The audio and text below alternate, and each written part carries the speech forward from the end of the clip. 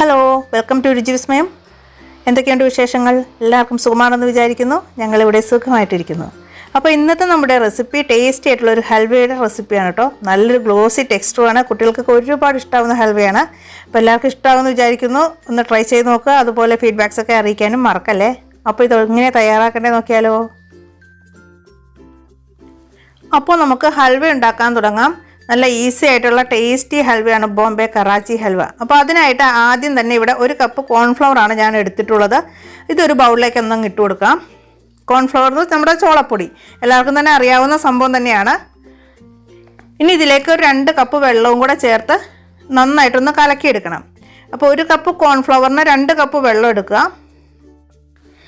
സാധാരണ റൂം ടെമ്പറേച്ചറിലുള്ള വെള്ളമാണ്, ചൂടുവെള്ളമോ നല്ല തണുത്ത വെള്ളമോ ഒന്നുമല്ല. ഇനി നല്ല പോലെ കട്ടയില്ലാതെ ഇതൊന്ന് കലക്കിയെടുക്കണം. കട്ട കെട്ടാതെ പ്രത്യേകം ശ്രദ്ധിക്കണം. കട്ട ഉണ്ടെങ്കിൽ നമ്മൾ ഹൽവ ഉണ്ടാക്കുന്ന സമയത്ത് അത് കട്ട കുത്തിയിരിക്കും.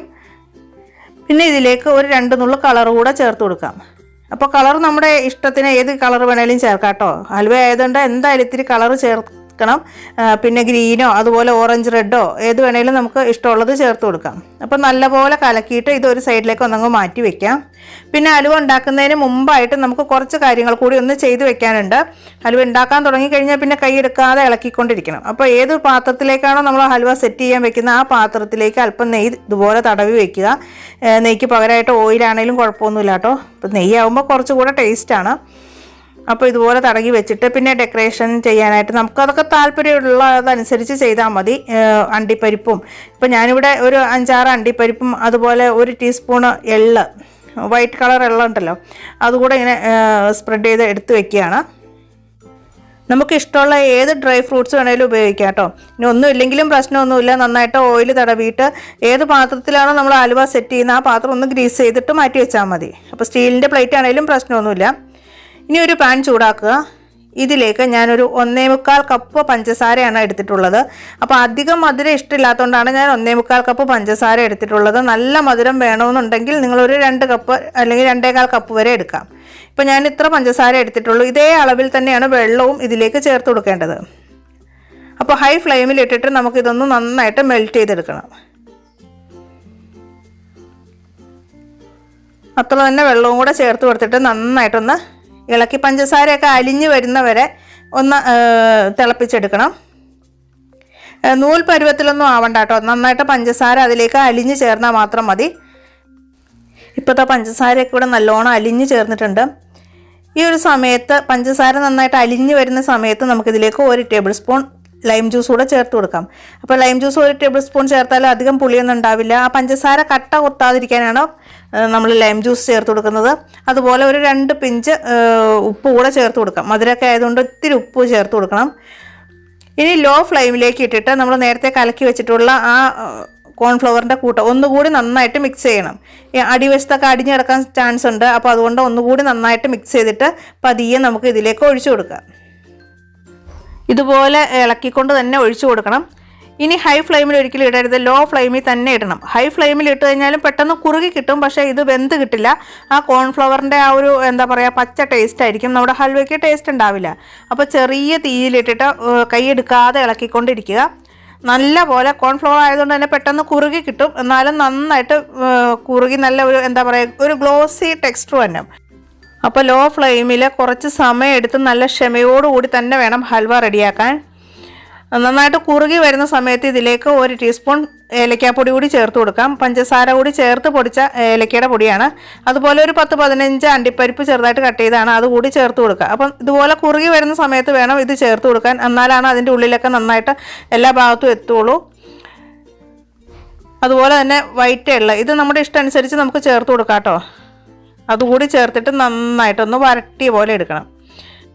ഏലക്കാപ്പൊടിയൊക്കെ ഇത്തിരി ചേർത്ത് കൊടുത്താലാണ് കേട്ടോ ഹൽവയ്ക്ക് നല്ലൊരു ടേസ്റ്റ് ഉണ്ടാവുള്ളൂ. അപ്പോൾ ആദ്യം 1 ടീസ്പൂൺ ചേർത്ത് കൊടുത്തിട്ട് നല്ലപോലെ മിക്സ് ചെയ്തിട്ട് ടേസ്റ്റ് ചെയ്ത് നോക്കുക. എന്നിട്ട് കുറവാണെങ്കിൽ നമുക്ക് ചേർത്ത് കൊടുക്കാം. ഇതൊക്കെ നമ്മുടെ ഇഷ്ടം അനുസരിച്ച് ചേർത്ത് കൊടുത്താൽ മതി. ഇപ്പോൾ നല്ലപോലെ ഒന്ന് കുറുകി വന്നിട്ടുണ്ട്. ഇനി കുറച്ചുകൂടി ഒന്ന് കുറുകണം. കുറച്ചുകൂടി കുറുകി വരുന്ന സമയത്ത് വേണം നെയ്യ് ചേർത്ത് കൊടുക്കാൻ. അപ്പോൾ ഞാൻ മൊത്തത്തിൽ 4 ടേബിൾ സ്പൂൺ നെയ്യാണ് കേട്ടോ ചേർത്ത് കൊടുത്തത്. നിങ്ങൾക്ക് അത്രയും നെയ്യ് ഇഷ്ടമില്ലാന്നുണ്ടെങ്കിൽ 2 ടേബിൾ സ്പൂൺ ചേർക്കുക. അതിനുശേഷം ബാക്കി ഓയിൽ കൂടി ചേർത്ത് കൊടുത്താൽ മതി. അപ്പോൾ അതാ ഇതുപോലെ നല്ലൊരു ഗ്ലേസിങ് വരുന്നൊരു സമയത്ത് വേണം നമുക്കിതിലേക്ക് നെയ്യ് ചേർത്ത് കൊടുക്കാൻ. അപ്പോൾ 1 ടേബിൾ സ്പൂൺ ആദ്യം ചേർക്കുക. ഒരുമിച്ച് നമ്മൾ എത്ര നെയ്യ് ചേർക്കുന്നെങ്കിൽ ഒരുമിച്ച് ചേർക്കരുത്, ഓരോ ടേബിൾ സ്പൂൺ വീതം ചേർക്കുക. എന്നിട്ട് നല്ലപോലെ ഒന്ന് മിക്സ് ചെയ്ത് മൊത്തം അതിലേക്ക് ഒന്ന് അബ്സോർബ് ആയതിനു ശേഷം വേണം അടുത്ത 1 ടേബിൾ സ്പൂൺ കൂടെ ചേർത്ത് കൊടുക്കാൻ.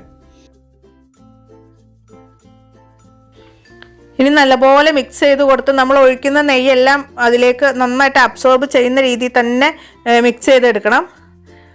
എന്നിട്ട് കറക്റ്റ് പാകാവുന്ന സമയത്ത് നമ്മൾ ഒഴിച്ചു കൊടുത്ത നെയ്യെല്ലാം പതിയെ അതിൽ നിന്ന് വിട്ട് വരും. അതുപോലെ തന്നെ പാത്രത്തിൽ നിന്നൊക്കെ നന്നായിട്ട് വിട്ട് വരുന്ന പരുവത്തിൽ വേണം ഇത് നമ്മൾ ഗ്രീസ് ചെയ്ത് വെച്ച പാത്രത്തിലേക്ക് മാറ്റാൻ. ഇപ്പോൾ ഒരു 45 മിനിറ്റ് ആയിട്ടുണ്ട്, എനിക്ക് കറക്റ്റായിട്ട് വന്നിട്ടുണ്ട്. ഇനി നമുക്കിത് ഹൽവ സെറ്റ് ചെയ്യാനായിട്ട് മുമ്പേ ഗ്രീസ് ചെയ്ത് വെച്ച പാത്രത്തിലേക്ക് മാറ്റാം. 1 മണിക്കൂർ കൊണ്ട് ഹൽവ നന്നായിട്ട് സെറ്റായി കിട്ടും. ഒരു സ്പാറ്റിൽ ഉപയോഗിച്ച് ഇതിൻ്റെ മുകൾ ഭാഗം ഒന്ന് നമുക്ക് ഷേപ്പ് ചെയ്തെടുക്കാം. അപ്പോൾ ചൂടോട് തന്നെ നന്നായിട്ട് ഇതുപോലെ ഒന്ന് ഷേപ്പ് ചെയ്തെടുത്താൽ മതി. ഇനി തണുക്കാനായിട്ട് 1 മണിക്കൂർ ഒന്ന് മാറ്റി വയ്ക്കാം. ഫ്രിഡ്ജിലൊന്നും വെക്കണ്ട കേട്ടോ, റൂമിൽ തന്നെ നമ്മൾ വെച്ചാൽ മതി. അപ്പോൾ നമ്മുടെ അടിപൊളിയായിട്ടുള്ള നല്ല ടേസ്റ്റി ആയിട്ടുള്ള ഹൽവ ഇവിടെ റെഡി ആയിട്ടുണ്ട്. ഇനി ഇതൊന്ന് കട്ട് ചെയ്യാനായിട്ട് ഒരു പാത്രത്തിലേക്ക് അങ്ങോട്ട് മാറ്റാം. അപ്പോൾ ഓയിലൊക്കെ തടവിയത് കൊണ്ട് തന്നെ പാത്രത്തിൽ നിന്ന് പെട്ടെന്ന് വിട്ട് കിട്ടും കേട്ടോ. ഇനി കത്തി ഉപയോഗിച്ച് നമുക്ക് ഏത് ഷേപ്പിൽ വേണേലും ഇത് കട്ട് ചെയ്തെടുക്കാം. അപ്പോൾ ഹലുവ ഇഷ്ടപ്പെടുന്ന എല്ലാവർക്കും ഈ വീഡിയോ ഇഷ്ടമായെന്ന് വിശ്വസിക്കുന്നു. ഇഷ്ടമാകുകയാണെങ്കിൽ ഒന്ന് ലൈക്ക് ചെയ്യുക, അതുപോലെ നമ്മുടെ ചാനൽ ഒന്ന് സബ്സ്ക്രൈബ് ചെയ്ത് സപ്പോർട്ട് ചെയ്യണേ. പിന്നെ വീഡിയോയെക്കുറിച്ചുള്ള നിങ്ങളുടെ അഭിപ്രായങ്ങളൊക്കെ താഴെയുള്ള കമൻറ്റ് ബോക്സിൽ എഴുതി അറിയിക്കാനും മറക്കല്ലേ. അപ്പോൾ വീണ്ടും പുതിയൊരു വീഡിയോയിൽ കാണാം. അതുവരേക്കും താങ്ക്സ് ഫോർ വാച്ചിങ്. ബൈ.